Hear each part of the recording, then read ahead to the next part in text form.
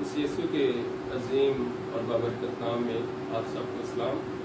خداوند کے پاک مقدس اور زندگی بخش پاک کلام میں سے میرے ساتھ نکالیں یہودا کا عام خط، اس کی 23ویں آیت۔ کلام پاک میں یہ مرقوم ہے، اور بعض کو چپٹ کر آگ میں سے نکالو۔ دوبارہ پڑھوں گا، اور بعض کو جھپٹ کر آگ میں سے نکالو۔ پاک کلام کا پڑھا اور سنا جانا ہم سب کے لیے باعث برکت ہو۔ اس آیت میں گناہ کی طرف اشارہ کیا گیا ہے۔ یہاں گناہ کو بیان کرنے کے لیے لفظ آگ استعمال کیا گیا ہے۔ آگ ہے کیا؟ یہ کن چیزوں کا مرکب ہے؟ اس کا رنگ، وزن اور حجم کیا ہے؟ یہ سب ایک بید ہے، لیکن پھر بھی ہم جانتے ہیں کہ اس کا وجود ہے۔ اسی طرح گناہ کیا ہے؟ یہ بھی ایک بید ہے۔ کوئی شخص اس سے انکار نہیں کر سکتا، کیونکہ ہم نے اپنے ارد گرد اس کے تباہ کن کام کو دیکھا ہے، اور ہم اپنے دلوں میں اس کی قوت کو محسوس بھی کرتے ہیں۔ آئیے دیکھتے ہیں کہ گناہ اور آگ دونوں میں کیا مشابہت ہے۔ پہلی بات، گناہ آگ کی طرح تباہ کرتا ہے۔ آگ تمام چیزوں کو، خواہ وہ کتنی ہی قیمتی کیوں نہ ہو، جلا کر بھسم کر دیتی ہے۔ عالیشان عمارتیں ہوں یا فن کے نادر نمونے، قیمتی لائبریریاں ہوں یا قیمتی رہائش گاہیں، آگ سب کچھ جلا دیتی ہے اور جلا کر بھسم کر دیتی ہے۔ اسی طرح گناہ ہر شخص کو تباہ و برباد کر دیتا ہے، خواہ وہ شخص کتنا ہی با علم، باصلاحیت اور بہترین مقرر کیوں نہ ہو۔ آگ ہی کی وجہ سے عظیم محل کے سیاہ کھنڈرات افسوسناک منظر پیش کرتے ہیں۔ نیرو بادشاہ کی لگائی ہوئی آگ میں روم کا منظر قابل افسوس تھا، لیکن گناہ سے برباد روحیں اس سے بھی بدتر نظارہ پیش کرتی ہیں۔ میرے عزیزو، اگر آگ کو بجھایا نہ جائے تو یہ سب کچھ جلا دیتی ہے۔ فرض کریں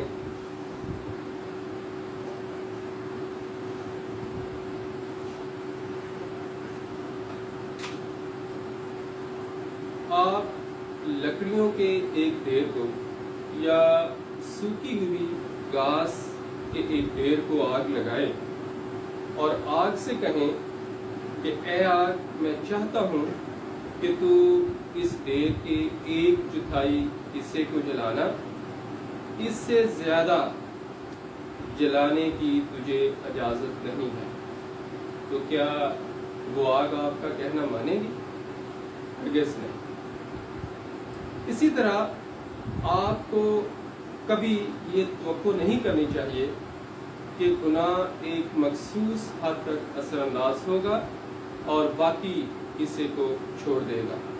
میں سمجھتا ہوں کہ وہ شخص احمق ہے، وہ شخص انتہائی بیوقوف ہے جو اپنے بیٹے سے کہتا ہے کہ اے میرے بیٹے، تجھے ہر طرح کی شراب پینے کی اجازت ہے، لیکن تو کبھی نشے میں مدہوش مت ہونا۔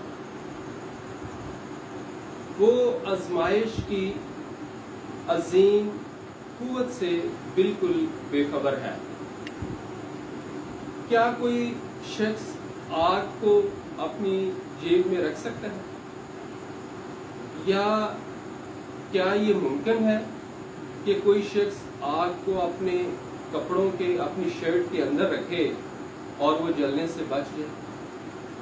ایسا ہرگز ممکن نہیں ہے۔ ہاں، ایسا خیال احمق کا یا ایسا تصور احمق کا ہو سکتا ہے، کیونکہ آگ بہت جلد کسی وجود کو جلا کر بھسم کر دیتی ہے۔ ایک اور مثال سمجھانے کے لیے، اگر آپ مجھے بتائیں کہ فلاں گھر میں آگ کے چند شعلے نکل رہے ہیں، پھر کچھ ہی دیر بعد آپ مجھے یہ بتاتے ہیں کہ وہ پورا گھر آگ کی لپیٹ میں آ گیا، پھر کچھ لمحات کے بعد آپ مجھے یہ بتاتے ہیں کہ اس گھر کے ساتھ والا گھر بھی جل رہا ہے اور اس کے ساتھ والے گھر بھی اس آگ کی لپیٹ میں آ گئے ہیں، تو یہ قابل یقین ہے، میں اس کا یقین کروں گا۔ اسی طرح گناہ کی ترقی کا حال ہے۔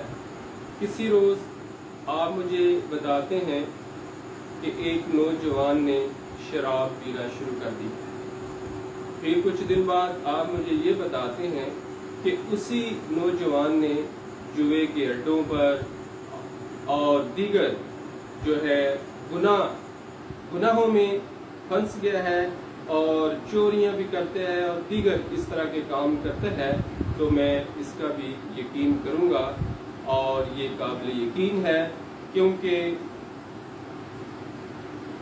گناہ بھسم کرنے والی آگ کی مانند ہے۔ دوسری بات ہم دیکھیں گے کہ گناہ کو آگ کی مانند بجھایا جا سکتا ہے۔ زندگی کا پانی جو خدا کا فضل ہے، گناہ کے ہولناک شعلوں کو بجھانے پر قادر ہے۔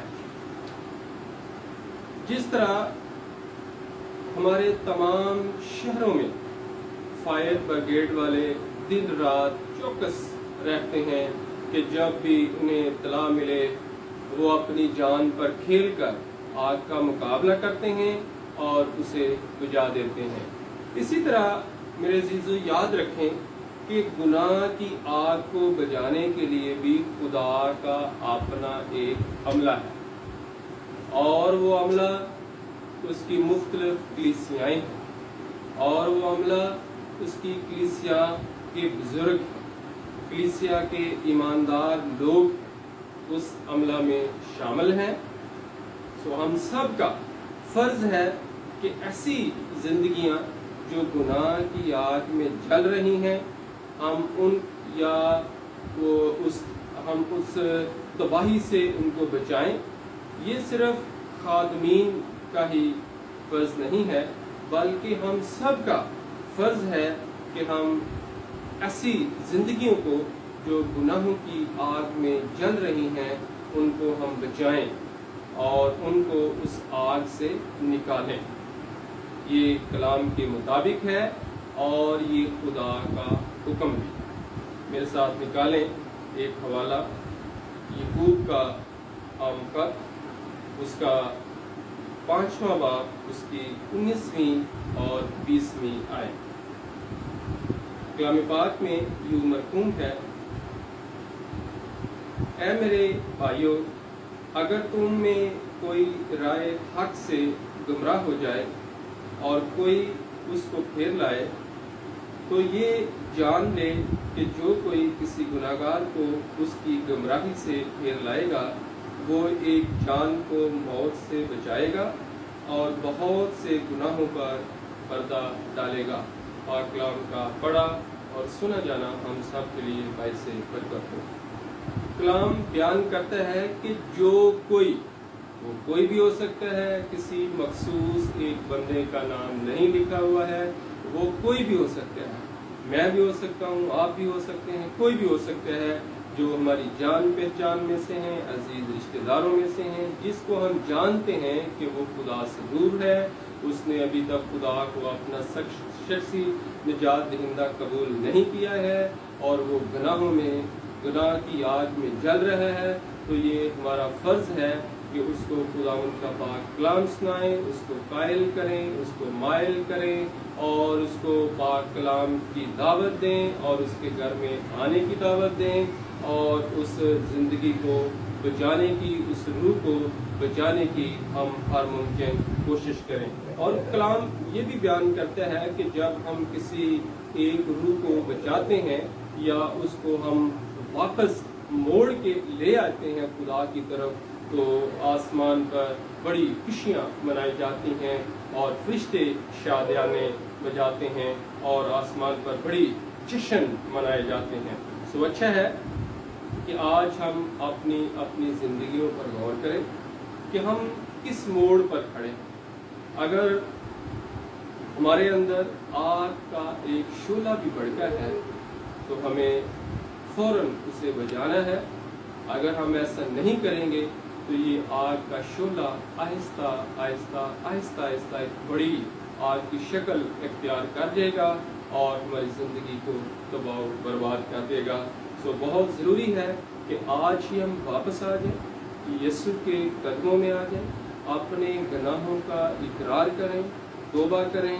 وہ بڑا رحیم ہے، وہ بڑا کریم ہے، وہ معاف کرنے میں قادر ہے اور اس نے کہا ہے، اے گناہگاروں اور بوجھ سے دبے ہوئے لوگوں، تم سب میرے پاس آؤ، میں تم کو آرام دوں گا۔ خداوند ہم سب کو ایسا کرنے کا فضل اور توفیق عطا فرمائے۔ Thank you very much. God bless you.